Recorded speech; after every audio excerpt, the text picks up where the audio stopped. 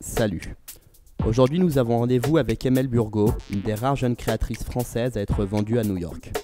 Elle nous présente son univers léger et imagé qui a fait fondre les acheteurs américains. La société a été créée en 2004. On a présenté 5 collections pour l'instant. La dernière en date étant l'hiver que vous verrez tout à l'heure. Avant de me lancer là, avec la société, les premières collections, etc., j'ai travaillé dans la communication et dans le marketing. Et ensuite, j'ai tout arrêté pour recommencer quelque chose de nouveau et créer cette société. J'ai repris des études en style, en Asie, à Paris. Pourquoi en Asie et à Paris? Parce que j'ai vécu à Singapour en fait, donc c'est là-bas que j'ai commencé à prendre quelques cours. À l'issue de mes études, la directrice du studio de création de Galliano a repéré la collection qui a été présentée et m'a proposé de venir travailler un petit peu au studio de création de Galliano. J'aime beaucoup le travail que fait Nicolas Ghesquière pour Balenciaga. J'aime le travail de Martine Silbon, de Véronique Leroy. J'ai présenté une saison d'été à Tokyo. Le Japon, par exemple, fait partie des marchés super important et clé pour les créateurs. J'aimerais à relativement court terme pouvoir développer sur une partie accessoire, voire aussi un petit peu lingerie. Donc ça c'est du moyen terme disons. Et puis peut-être à plus long terme, c'est vrai que je suis très intéressée aussi par la décoration.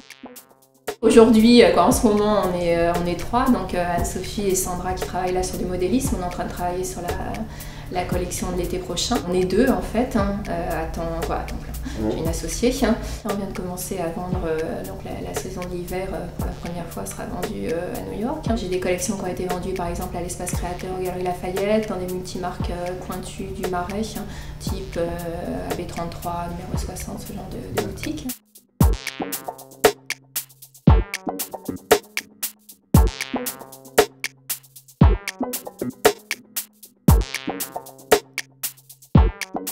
Et là, on est devant ta collection pour l'automne-hiver 2008-2009. Alors avant de parler des pièces plus précisément, est-ce que tu peux nous parler un peu de ton cheminement créatif? Chaque collection a sa petite histoire, c'est-à-dire que c'est des bribes de choses qui tout à coup vont venir s'articuler et puis former un tout. Tous ces épisodes finalement sont inspirés beaucoup, donc je le disais tout à l'heure, d'artistes féminines contemporaines. Donc par exemple l'été 2008, l'idée en fait c'était d'amener le petit prince de Saint-Ex, qui a cette image assez désuète mais qui en même temps dans l'imaginaire collectif évoque vraiment une silhouette particulière, très longue, une jambe large, etc. Et amener ce petit prince sur une planète qu'il n'avait jamais visitée encore, en l'occurrence qui est celle de l'artiste japonaise Mariko Mori, qui a un univers très onirique et à la fois futuriste et en même temps très poétique, et donc je trouvais intéressant finalement de lui faire visiter une planète beaucoup moins terrienne que toutes celles qu'il avait visitées jusque-là. Dans mes influences, j'aime bien citer des artistes comme Vanessa Beecroft, comme Niki Saint-Phal par exemple.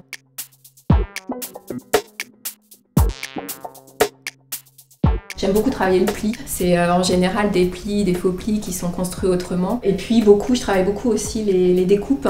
Mais en fait, que ce soit le pli ou les découpes, c'est toujours en m'appuyant vraiment sur les lignes du corps.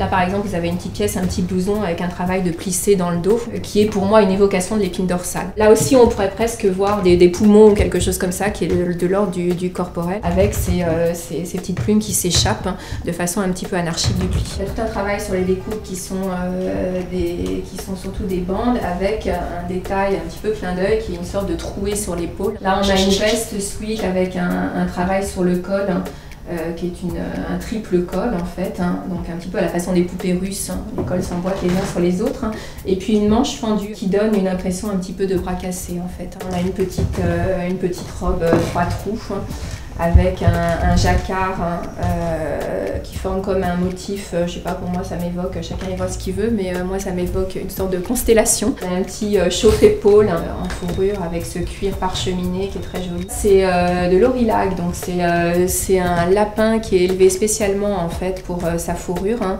et donc c'est extrêmement doux, c'est doudou quoi, c'est on a envie de le prendre et c'est totalement agressif. Là on a une pièce aussi de l'hiver qui est une pièce de dessus, donc un manteau qui a été travaillé avec en tête vraiment cette forme de l'œuf, cette forme ovoïde, et tout un jeu de plis qui sont en fait des faux plis, parce que ce sont des plis qui s'arrondissent, donc qui sont coupés par l'intérieur, et un travail aussi sur le col, qui est de nouveau une sorte de double col, avec un col un peu châle qui vient sur un col plus classique. On a un gros projet là qui est un premier défilé en septembre. Hein. Donc ça c'est une prochaine étape d'importance à très court terme. Et puis des étapes plus à la fois court et moyen terme, c'est de se développer donc en termes de chiffres, etc., du nombre de points de vente. Bon bah Emel, merci beaucoup et on se voit en septembre. Ouais.